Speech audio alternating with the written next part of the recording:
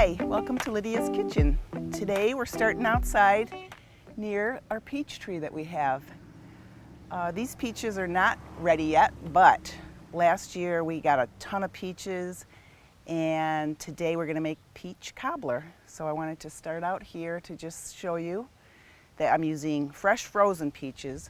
I was able to use them right away last year in the summer, but we froze a lot of them and today we'll continue with them making peach cobbler.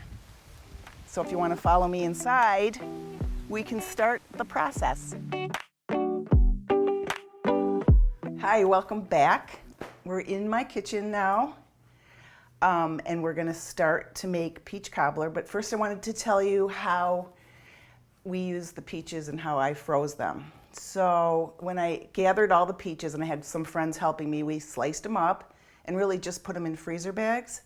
And then various people took them to their freezers and we froze them. And they lasted this whole year. I just made a peach cobbler last week and it came out great. So I know it's gonna be good. And right now, this is a bag of peaches. Again, I'm not an exact baker. So this is probably about 6 to 7 peaches. And in here is 3/4 of a cup of sugar and a 1/4 teaspoon of salt. Use this salt, this sugar. So you want to do that, and you just want to simmer it so that it will become dissolved, the salt and the sugar. So that's what's going on here. One thing I decided to add to this, which the recipe that I looked at did not call for, was cinnamon. My Vietnamese cinnamon that I talked about for my granola. So I did add some of that. So that's simmering. And then another little technique that I really like, I'm going to show you.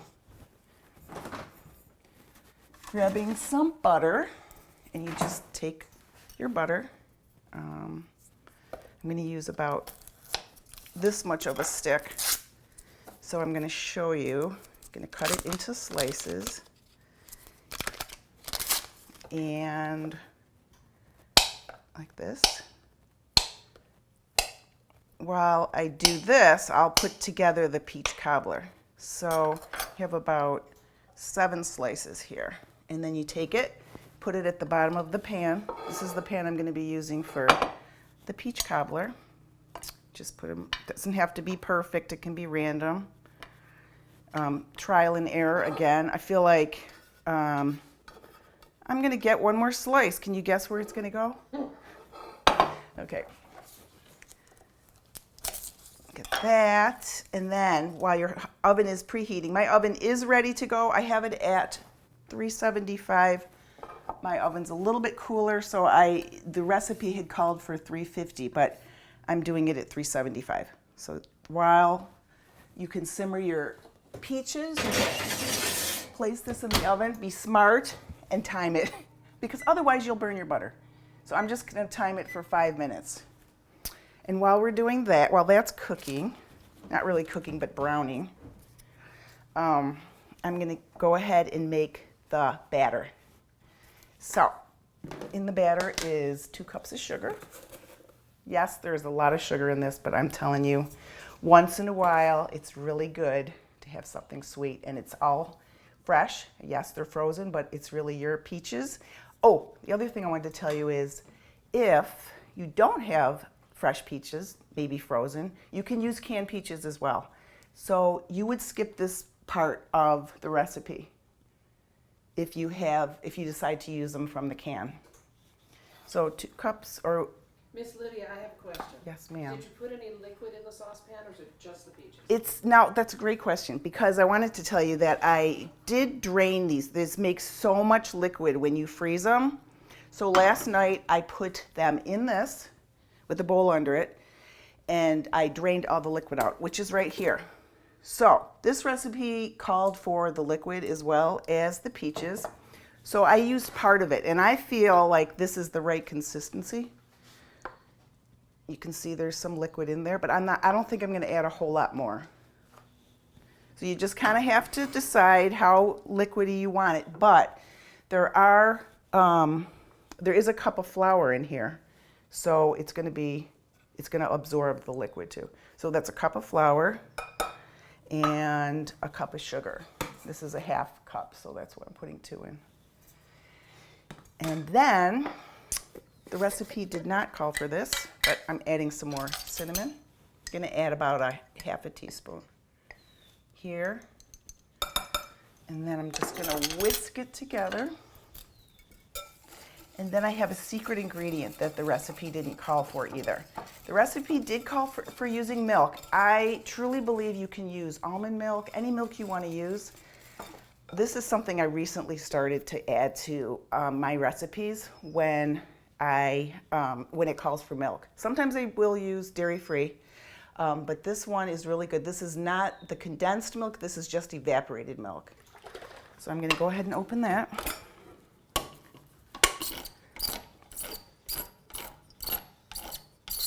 And I just think it makes like the peach cobbler so much better if you can tolerate dairy. If you can't, not a problem to use dairy-free. And then I'm going to add a teaspoon, actually this is 2 teaspoons of baking powder. I don't like to mess with when it calls for the baking powder or baking soda. I try to be pretty exact. So 2 teaspoons of that. And I'm going to add a little bit of salt to this because I haven't added it. Just a little bit. It kind of, what it does is it makes your sweet sweeter. Okay, so this is all the dry ingredients all put together. We added everything except the milk. So I'm going to go ahead and add that. I'm also going to go check my butter because it very well could have melted. And it almost is. Got 2 more minutes. We'll see if we can go to the 2 minutes. It might only be 1. So I'm just putting this together. It's so funny, I ran out of all my peaches. So I said to my neighbor who never bakes, hey, you got any peaches left in your freezer? So that's what these are. She gave me 2 bags that she had left. So I'm really excited to be able to continue to make peach cobbler for the summer. 1 more minute. That's pretty close. So I'm going to go ahead. Actually, I am going to leave it on a little bit more. You can see it's not completely melted. But what's nice about leaving it in a little bit more is that brown butter taste. It actually changes the taste when you have brown butter. So we'll leave that in. I try to recycle when I can. I have a backup back here. So I recycle. So I was thinking about this recipe too. You could also use the monk fruit sugar if you wanted to cut back on sugar in this. Again, I made this one fully dairy, fully sweet, and it did come out wonderful. But maybe next time or another time I'll try it with monk fruit sugar and almond milk, homemade almond milk. Okay. All right, that looks pretty good. So we're gonna take that out. That's melted. And watch how simple it is to make peach cobbler. Again, you can use canned peaches, or you can use frozen, or you could go buy some peaches. If you do that, something I don't do that the recipe does call for is peeling your peaches. I don't feel like it's necessary, so I don't. And again, nobody ever said, oh my gosh, there's peels in here. It doesn't seem like that when you eat it. So now you just place your peaches on top of the butter. Again, this is about 6 or 7 peaches. The other thing you could do to make it gluten-free is use oat flour, almond flour, whatever flours you're used to if you're gluten-free. And then also it's great to mix flours too for gluten-free, but everything else you would add. But there are gluten-free, now I'm placing just the batter on top. There are gluten-free baking powders as well. So you could use that too. And then you're just really trying to lay it right on top. And we will bake it. I found when I made this last week, it called for 30 to 40 minutes, but I baked it for about 38 minutes it was. And it was really good. And then there was one more thing at the end before we put it in the oven that I'm gonna do. Show you.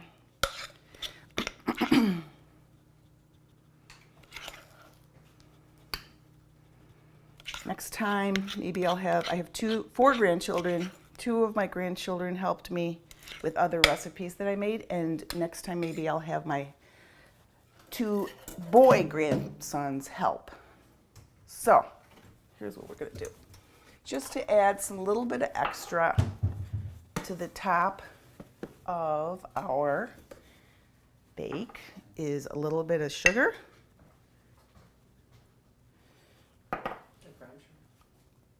No, white sugar and a little bit of cinnamon. Again, our Vietnamese cinnamon. This is a great thing to add, and it doesn't have to be exact. So I'm just going to sprinkle it over. Just made it that much better. So there we go. Too hot to handle. I'm glad I did that. And we'll pop it back in the oven.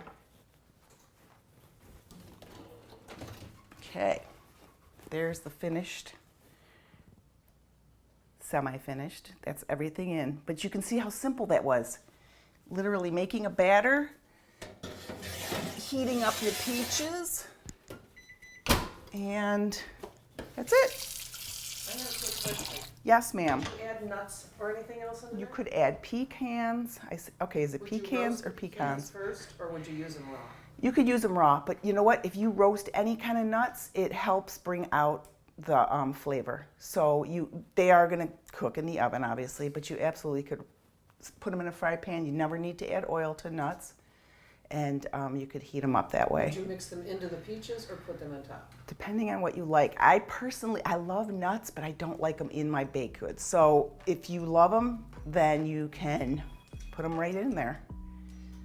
All right, so we're gonna let this bake. Hey, nobody reminded me to set my timer. I'm gonna put it for 30. And that's it for now. I'll be back. And I hope you enjoyed this segment, and we will see you soon. Thank you.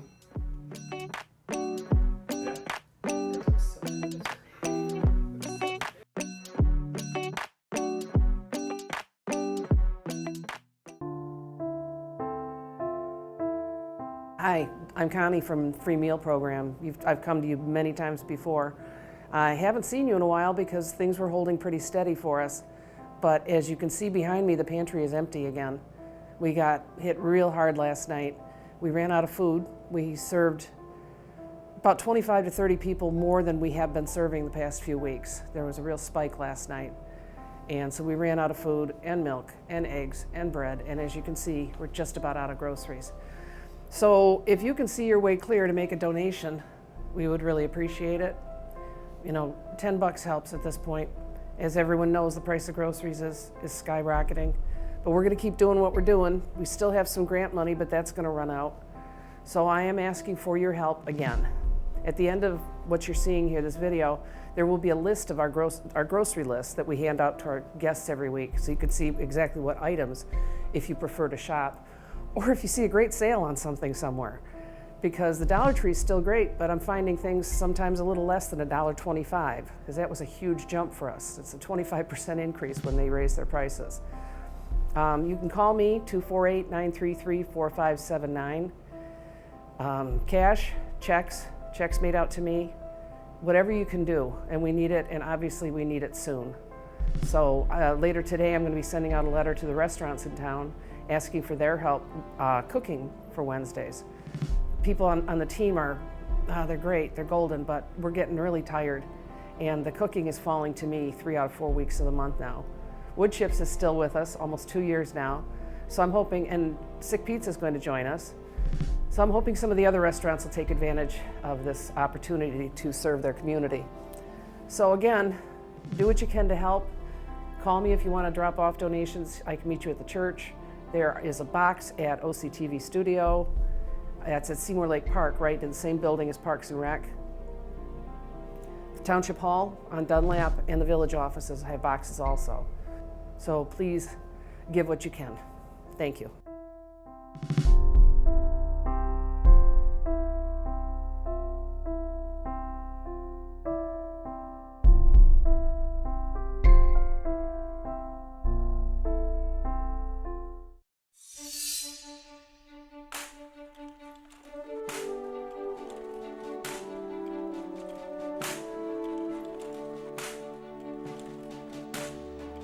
There are those who dedicate themselves to a sense of honor,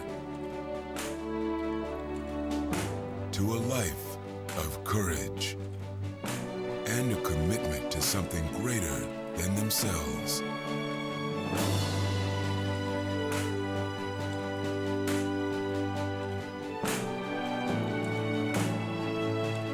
They have always defended this nation and each other. They still do. The few, the proud, the Marines.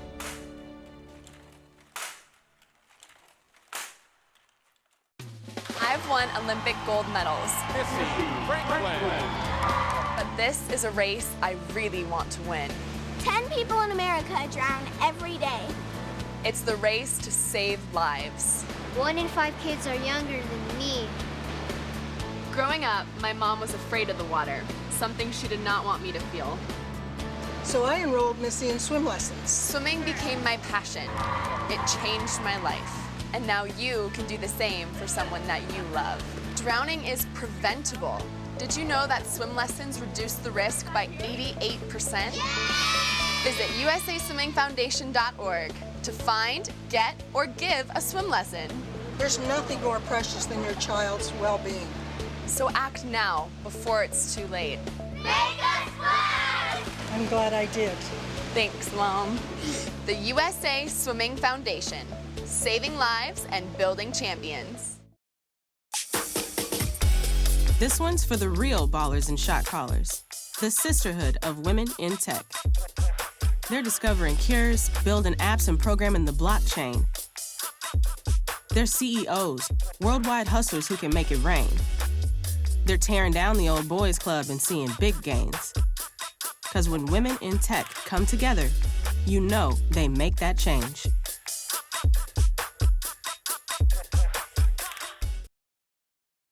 Hi, I'm Dr. Shelley Flace with today's tip for kids from the American Academy of Pediatrics. How often does your child say, "I'm thirsty"? For kids, what they drink can be almost as important as what they eat in terms of a healthy diet. I recommend milk with most meals and water in between. A small amount of 100% juice once a day is okay, but save sugary beverages for special occasions. For more information about nutrition, visit healthychildren.org or talk with your pediatrician. When it comes to making plans, you are the best. What about those barbecues you plan in detail for your family? Or your daughter's first costume party? It was out of this world. The same way you plan each detail for those moments, start planning to protect you and your loved ones from a natural disaster. Sign up for local weather and emergency alerts. Prepare an emergency kit and make a family communications plan. Protecting your family is the best plan you can make.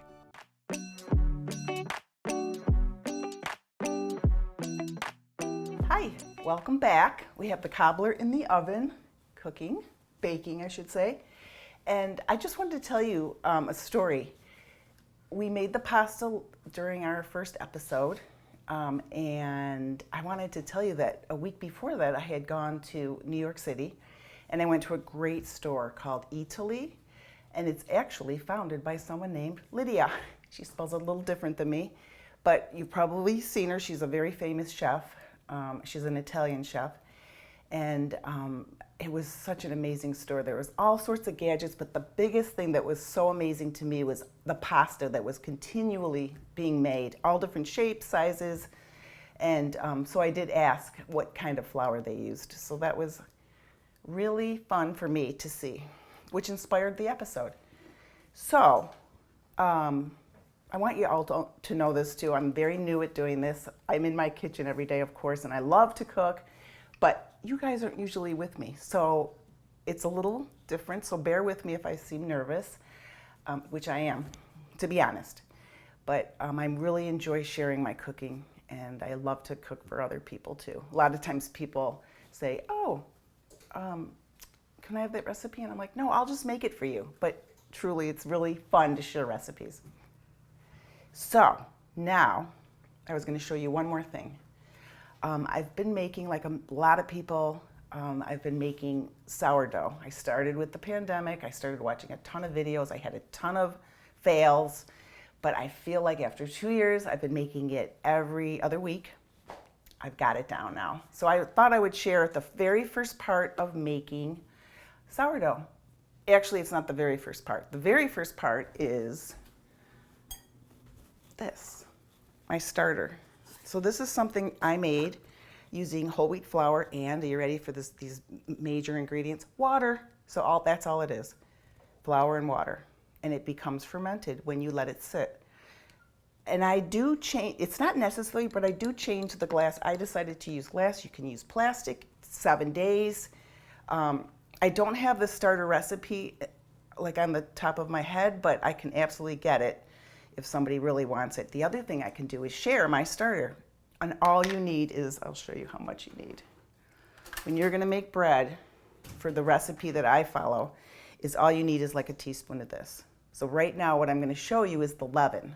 That's the very second thing, not the very first, the very second thing you make after you have a starter. So this starter is about 2 years old. So you have to have a scale. I have my food scale. You want it on grams. And then the next thing I'm going to do is you just push it on, put your bowl on, and then when you push it again, it goes to 0. So now anything I add to this will be measured. And the leaven is so simple. Take water, and you want it to be about 75, which is right there. That's all the water you need. And then I need 75. I use whole wheat flour. You can use spelt flour, rye flour. Those are the best things to help make your leaven rise. So I'm using whole wheat. I'm going to ask a dumb question. Sure. There's no yeast in this bread? This is considered your yeast. This is homemade yeast, for another word for making sourdough. So now I'm just going to add this. So I want to get to 150. And then I'll show you how much of that I add. And this is a very forgiving recipe, which most breads are. Oops, I added a little too much, so I can take it right off the top. And it might even be better to use the flour first, just so that you're not getting your flour wet. But this is dry since it's sitting on top, so I'm able to do this.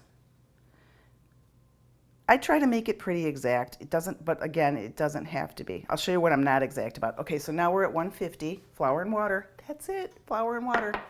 Then this is how I do it. I just take as much as I feel like taking. It calls for 1 tablespoon, but sometimes I do a little bit more, and that's it. So now I have my starter right here. So what I want to do is feed my starter, because I want to put it back in the fridge. So you always feed it when you put it back in the fridge. So all you do, tiny bit of flour. Actually, you can put in as much as you want. I have seen videos where people's starters overflow because they're so fermented, but mine has never done that. So I must be doing something right. So now you can see this consistency. I don't love that consistency. So I'm gonna add a little bit more water. And then you just stir it up. And at this point, you can see it's kind of gunky on the sides. This is the point. And again, you don't have to change your whatever container you're using, but I typically do. This is when I change it, just so it's a little bit cleaner looking. But again, it doesn't have to because it's really, whoops. Well, it was clean, but that's okay. All this stuff is so valuable. Like if I was to give somebody this much, they could make their own starter, even though, because I'm giving them starter, and then they would build on it daily for 7 days. Okay, there's my mess. Let me see if I can clean it up here.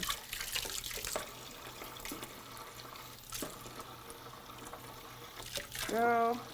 And then I just put the lid on and back in the fridge. And I've been making it every other week for 2 years. This goes in the fridge. And then when I want to make bread, I pull it out. I usually put it right here. And I feed it. If I feel like it's not that much, I'll feed it. Whatever you need to do, whatever to make it grow. You're making it grow. And the best tip that I can give you, this is what somebody said on one of their videos, was she thought of it as a pet because you have to feed it. So that resonated with me. So yeah. Now this stays, I stir this together, and this stays out all night. I've done it summer, winter, every season, so I know it's going to be okay. People have said they see mold on theirs. I have never experienced that, but if you did think that you saw mold, of course you would get rid of this.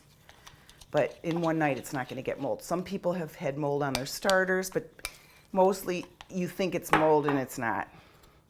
So the next time we meet for Lydia's Kitchen, I will show you the next step. So that's going to be like that. I've invested in saran wrap because I use it so often now.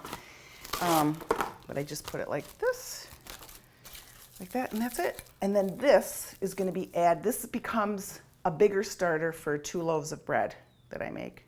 I can actually show you a loaf. I'll show you. So I put it here. That's my spot. And then the next day, what I'll do is make the dough, and it sits out all day, and you do a stretch and fold. You don't knead it, you stretch and fold. But this is what the end result looks like. I keep it in the fridge. I added pepitos. There's some rosemary from my garden in here. And then this is so amazing because I freeze it too, and it comes out great every time. So I have, let's see how many I have in here. I typically only have 2, but I have 2. I typically have 1 in the freezer and 1 in the fridge. But right now I have a couple because I'm going to New York for my reunion with my husband, and I want to bring some for some friends. So that is how you make your starter. Any other questions? What makes it sourdough? What makes it sourdough? Is it sour as it processes? I have to say mine is not real sour, but some people like it real sour and some people like it mild, and I'm not really sure what makes it more sour except that you're keeping the starter for so long. I've had mine for 2 years, but mine still isn't real sour. So I know that rye makes it become better. It sours it more. Rye or smelt flour, I actually have that too. But I typically use, I don't have one flour I use the whole wheat smelt, but it does taste kind of sour, but I wouldn't say, you would say, oh wow, this is sourdough bread. But it's a matter of opinion, really. But as you keep it, it will become more sour. So thank you for joining me. And I'm looking forward to doing another episode. I'm not sure what I'm going to be making. I have a few ideas I want to share with you. And I hope you all have a great 4th of July weekend. Thank you.